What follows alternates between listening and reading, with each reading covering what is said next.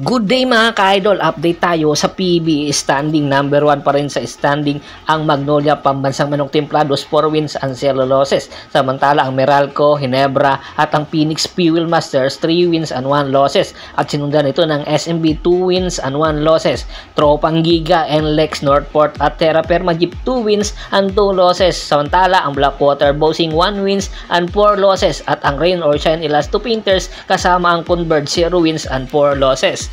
Ang Rain or Shine Elasto Painters matapos nga ang laban ng Barangay Ginebra San Miguel na kung saan napakaganda at napaka-thrilling ng laban ay tuluyan na nga nilang iniwan at pinalitan ang kanilang import na si Dawan Summers. Matatandaan, iniulat na po natin ito na tatapusin lang ng Rain or Shine Elasto Painters ang kanilang laban kontra sa Barangay Ginebra San Miguel at kukuha na ng panibagong import. At sa katunayan, sa susunod na game ay ibabandera na ng Rain or Shine Elasto Painters at ni Coach Yeng Yao ang kanilang bagong import. Ang kanilang bagong import ay isang international player.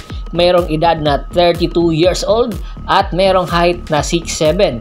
Hindi kaparehas ni Dawan Summers, hindi ibiri or hindi exclusive ang nasabing import ng Rain or Shine Elasto Painters. Pag-amin nga yan ni Coach Yeng Yao, pero makukuha at maibibigay nito ang kanilang hinahanap na hindi na ibigay ni Dawan Summers, which is ang ilalim. Isa itong big man na meron ability, shot blocking ability, rebounding ability. Sa katunayan, nakapaglaro ito sa Israel na kung saan noong 2018 siya ang number 1 rebounding player sa nasabing liga at undrafted ito noong 2015 ng NBA at nagpalipat-lipat ito at nakapaglaro sa Europa, sa France, sa Puerto Rico. Kaya naman inaasahan sa experience nito sa Europa, madadala ni Dimitrios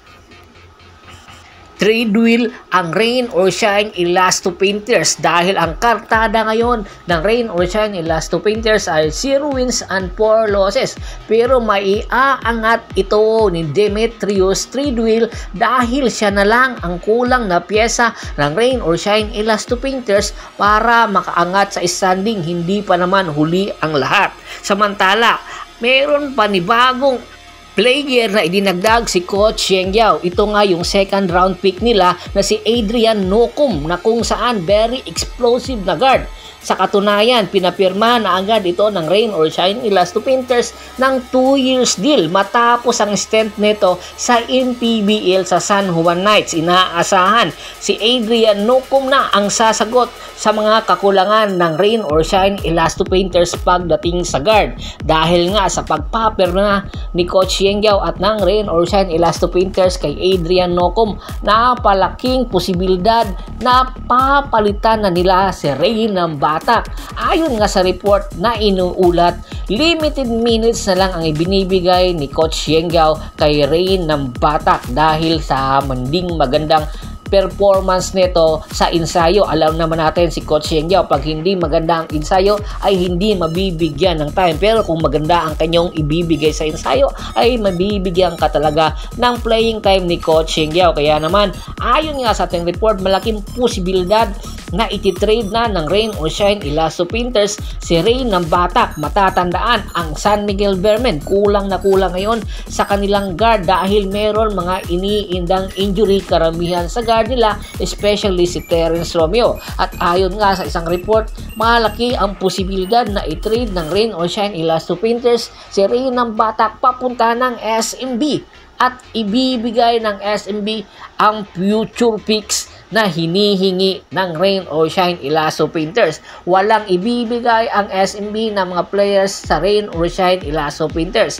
Sa katunayan, maraming players ang Rain or Shine Elasto Painters, kaya naman hindi nila kailangan ang players. Ang kailangan nila ay ang draft pick or future picks na first round na para mapalalim pa sa future ng Rain or Shine ang kanilang lineup. At sa katunayan, malaking tulong ito sa SMB. Mas lalong lalakas ang SMB at mabibigay ang mga kakulangan ng SMB sa pagdating ni Rain ng Batak. Kaya inaasahan kung magkakasundo ang Rain or Shine Elasto Painters at ang SMB ay anytime maililipat na si Rain ng Batak na kung saan badly needed din ng SMB ang isang scoring guard. Hindi na kailangan pa ni Coach Yeng Yao ang serbisyo ni Rain ng Batak at hopefully ay mabigyan ito ng tsansa na magpakitang gilas at mabigyan ng minuto sa lalim ng lineup ng SMB kung sakaling matuloy ang nasabing trade negotiation. At sa pagdating ni Adrian Nocum sa Rain or Shine Elasto Painters, isang malaking papel ang kanyang gagampanan sa lineup ng Rain or Shine Elasto Painters at tiyak ang minuto na meron si Rain ng Batak ay mabibigay kay Adrian Nocum at malaking posibilidad na pagtatandim ni Adrian Nocum at ni Andre Karakot. Kaya aabangan natin ang sa tingin nyo, patas ba ang nasabing trade? Bibigyan lang ng SMB ng future picks ang Rain or Shine kapalit ni Rain ng Batak? Komento na sa baba ng video at pag-usapan natin yan. Once again, this is Percival Monteron at your service. Don't forget to subscribe my sports channel at don't forget to click the notification bell button para nga maging updated palagi sa kwentuhan. At bago pa man natin tapusin ang ating kwentuhan, shoutout muna tayo sa ating mga followers at subscribers ay Sir Anthony Laquialon, Kagawad Katsakino, Dukusin ng Hagonoy, Bulacan, Ricky Lanza ng Ricky Rider TV ng Tansa, Cavite, Julius Roche, Bernie Jan Cordoba, Michael Rosalado, Dennis Rosalado, marami pong salamat sa walang sawa niyong pagsuporta. Pakibisita na rin po ng Facebook fanpage ko, pakilike, pakipollow, pakishare, ganun din po sa YouTube channel ko. Hanggang sa muling kwentuhan, maraming salamat po.